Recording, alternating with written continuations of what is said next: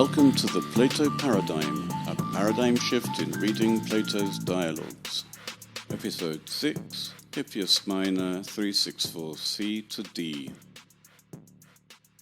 A few episodes ago we saw that Hippias himself said that he had material specially prepared for his exhibitions, and in the last episode we were given an example of this, where he has something about three Homeric heroes, Achilles, Nestor, and Odysseus. He talked about them in the exhibition that has just finished before the dialogue begins. And we know that this is prepared material because although Socrates asked what he was saying in the exhibition, Hippias replies that this is what he says. In other words, this is a usual thing. We can also see from the order of the heroes, Achilles first, and then Nestor, and then Odysseus. If it had been more organic to this conversation, we would have expected Achilles, Odysseus, and then anybody else, or in this case, Nestor. What Hippias says here is not actually what he said in the exhibition, because this is clearer for the benefit of a dull-witted Socrates. We are to imagine that the prepared material is more complex than this. We could ask the question whether Plato simply took something from the historical Hippias and has used it in this dialogue. It's an interesting question, but irrelevant for our purposes, and I'm going to leave it alone. We do know that Plato does use found material, but whether he's doing it here, I don't know. In some cases, when we can compare, for example, when anyone quotes Homer, we find that occasionally Plato distorts the actual text. That could have happened in this case. We don't know. It doesn't matter because Plato isn't criticizing the historical Hippias as such. We have to remember that the character is a degma based on the paradigma of the expert technites, craftsman. The degma is the paradigma with additional details taken from the historical Hippias, but the degma is not the historical Hippias. We've already dealt with two of the three Homeric heroes. Homer made Achilles Aristos. That's very clear because that's one of the epithets of Achilles in the Iliad. And Nestor is Sophotetos.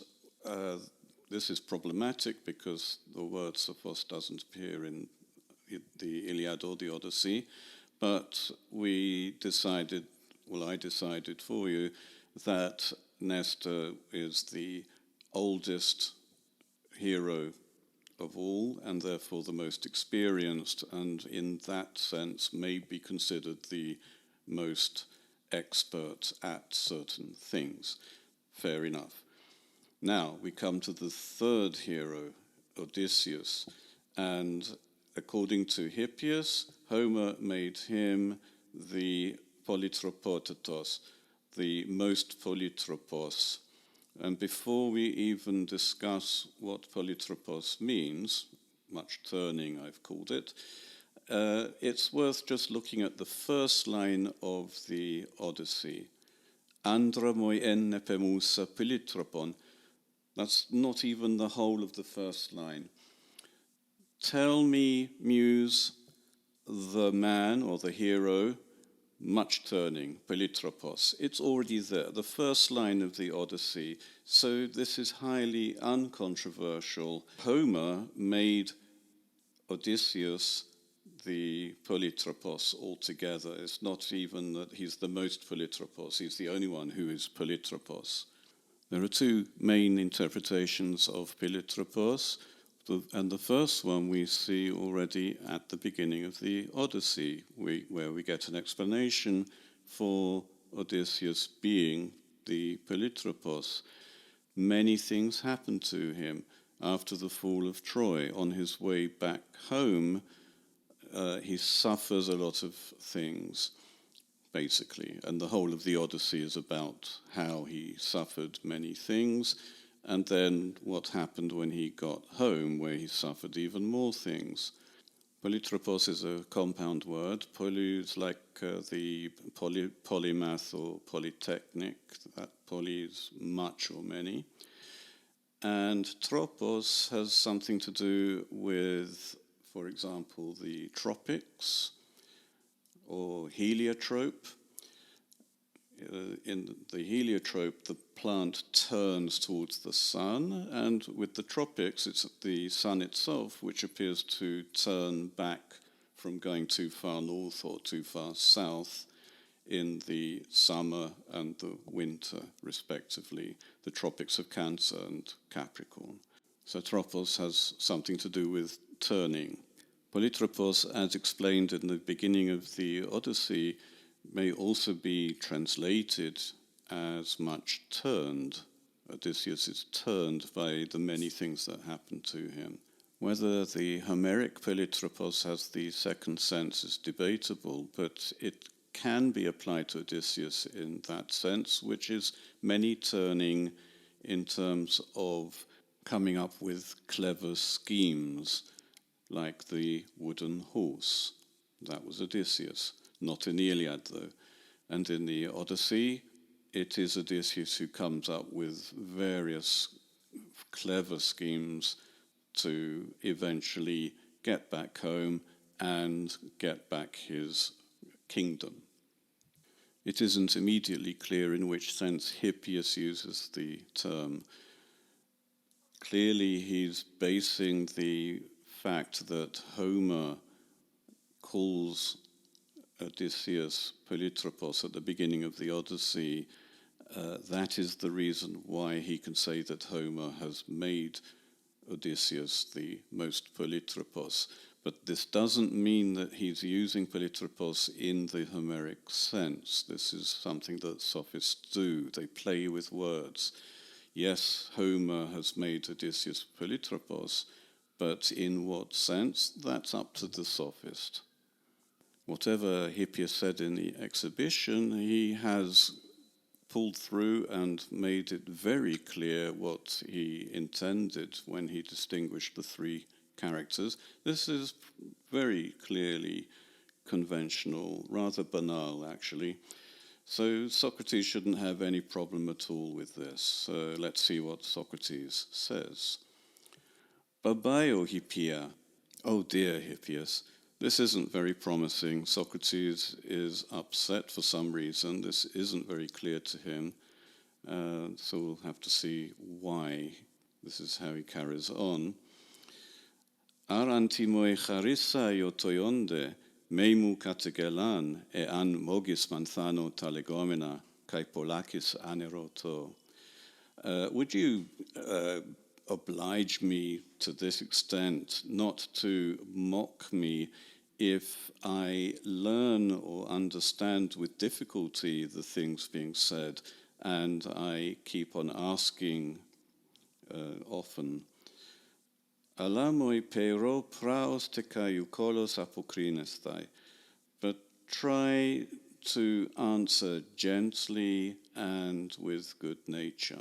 We should all be surprised by this. What on earth could be the problem? It is so easy. It's obvious what Hippias has just said.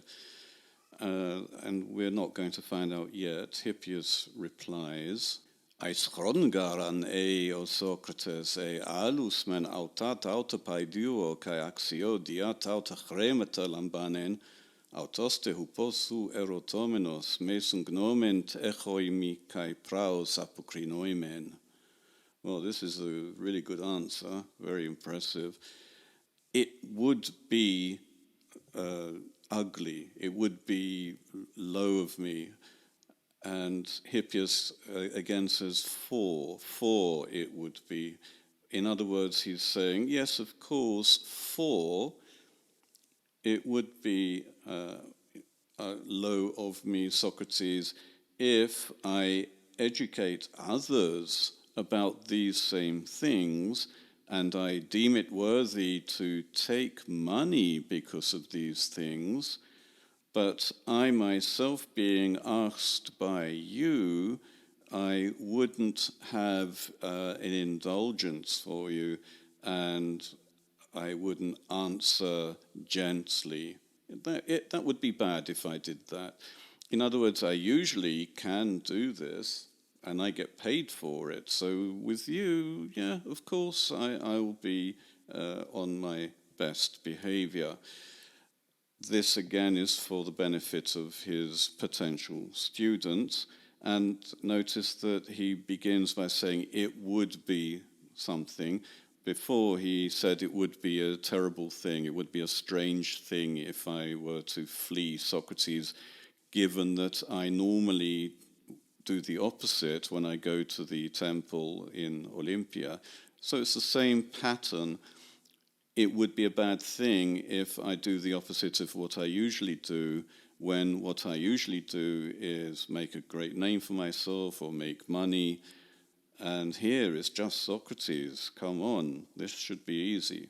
This is an impressive answer, and even Socrates appears to be impressed. He isn't really, but he appears to be. Panu kalos leges. You speak quite finely. Ego gartoi hinikamen aristonton Achille ephesta pepoiestai edokunsu manthanen hoti eleges. For I, when you said that Achilles was made Aristos, I seemed to understand what you were saying. Kai henikaton Nestor sophotaton, and when you said that Nestor was made the most sophos, epeideton Odyssey epes hoti pepoiekos hopoietes polytropotaton, tutod hos ge prosetalethi erestai pantapas in ukoid hoti leges. But when you said that Odysseus, the poet, had made him the most polytropos, this, to tell you the truth, seemed I completely didn't know what you're saying. This is very, very peculiar. Why wouldn't he understand that Homer made Odysseus the most polytropos? Not only is this peculiar, but even the other two heroes, that Socrates seems to have understood what Hippias was saying. In other dialogues, this wouldn't be clear at all. How can one be the best and the other one be the most sophos? That doesn't make sense in Socratic philosophy. It's also highly unlikely that Socrates would really be satisfied with the notion that Homer made Nestor the most sophos, given that sophos isn't in the Iliad or the Odyssey. So lots of problems for next time. See you.